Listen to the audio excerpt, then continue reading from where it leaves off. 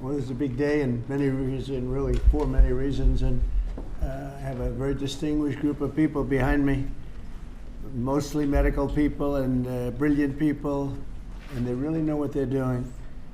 And I just want to thank them. They truly gave their lives in terms of the time and all of the incredible work they've done over the years in arriving at the position they have now, most respected people in the country.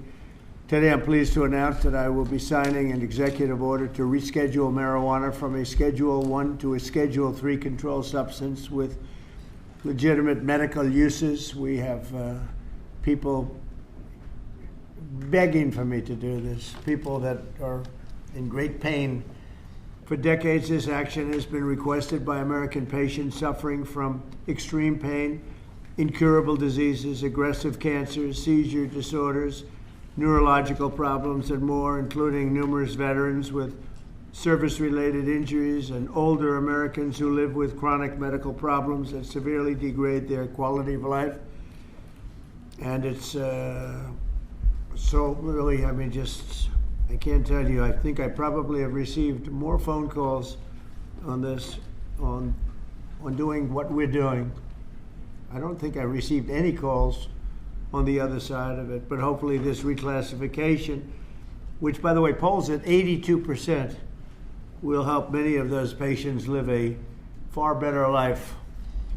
We're joined today by Secretary Robert F. Kennedy Jr., who's doing a fantastic job, Administrator of Centers for Medicare and Medicaid Services, Dr. Mehmet Oz, the FDA Commissioner, Dr. Marty McCary, Director of the National Institutes of Health, Dr. Jay Bhattacharya, and the Director of the National Institute on Drug Abuse, Dr. Nora Valkow, as well as Dr. Ilana Braun from the Dana-Farber Cancer Institute, Duke University's Dr. David Casseret, the National Commander of the American Legion, Dan Wiley, and my friend Howard Kessler. Howard, how are you feeling?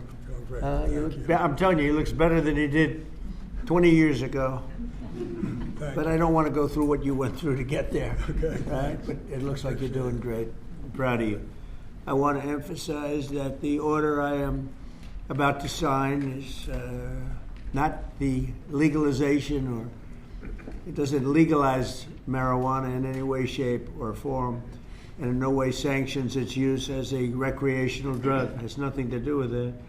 Just as the prescription painkillers may have legitimate uses, but can also do irreversible damage and never, if you look at some of the damage that can be caused, wreck lives, and if it's abused, it's never safe to use powerful controlled substances in recreational manners, and especially in this case, if you take a look, illegal and unregulated drugs, very, very bad thing.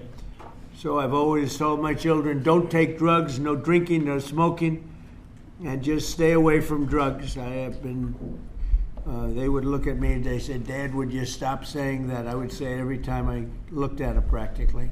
Young Americans are especially at risk, so unless a drug is recommended by a doctor for medical reasons, just don't do it.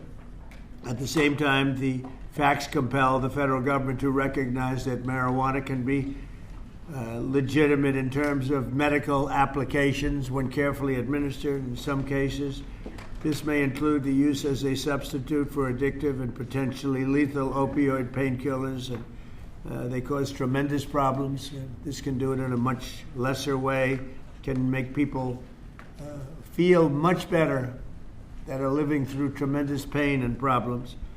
40 states and multiple U.S. territories have already recognized the use of medical marijuana. This reclassification order will make it far easier to conduct marijuana-related medical research, allowing us to study benefits, potential dangers, and future treatments. It's going to have a tremendously positive impact, I believe.